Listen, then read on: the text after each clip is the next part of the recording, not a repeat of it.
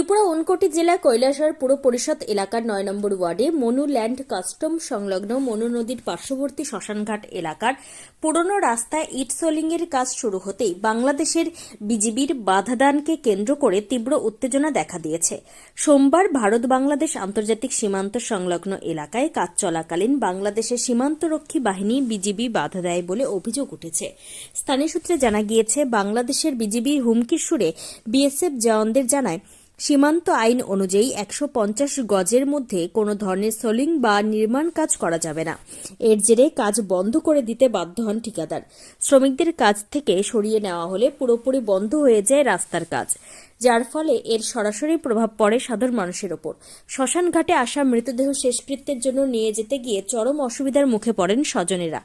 এই প্রসঙ্গে ঠিকাদার আব্দুল মান্নান জানান, প্রশাসনের নির্দেশে দীর্ঘদিন বন্ধ থাকা কাজ আজ শুরু করা হলেও কিছুক্ষণের মধ্যেই বাংলাদেশের বিজিবির বাধায় কাজ বন্ধ করতে হয়। বিষয়টি তিনি প্রশাসনকে জানিয়েছেন বলে জানান।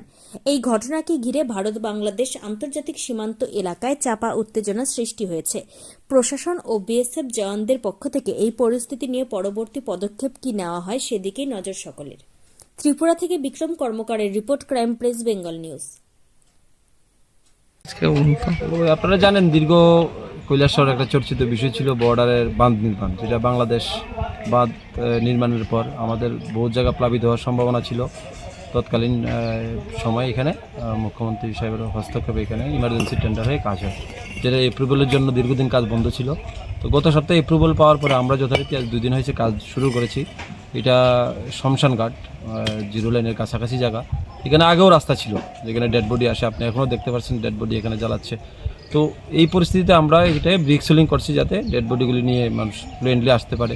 আজকে সকালে হঠাৎ করে এখানে মানে ইটের গাড়ি আসতেই বাংলাদেশ থেকে বাধা আসে। ওরা ঝান্ডা নিয়ে বাংলাদেশের বর্ডার গার্ড বাংলাদেশ চলে আসে এবং আমাদের সঙ্গে সঙ্গে আমাদের বিএসএফ ফোর্স আসে। কিন্তু এখন আপাতত কাজ বন্ধ আছে।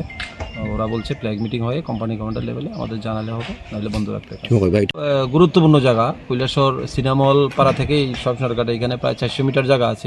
এই রাস্তা দিয়ে বিএসএফের গাড়ি শ্মশানঘাটের ডেড বডি আনা খুব গুরুত্বপূর্ণ জায়গা, এবং এটা মহকুমা অ্যাডমিনিস্ট্রেটিভও আমাদেরকে বলছে এই কাজটা সবার আগে যাতে করা হয়, যাতে ডেড বডিগুলি ফ্লুয়েন্টলি এখানে আসতে পারে। আমরা সেই কারণে এই জায়গাটায় আগে কাজ শুরু করি এবং এখানে আজকে বাধা আসে, এখন কাজ আপাতত বন্ধ আছে।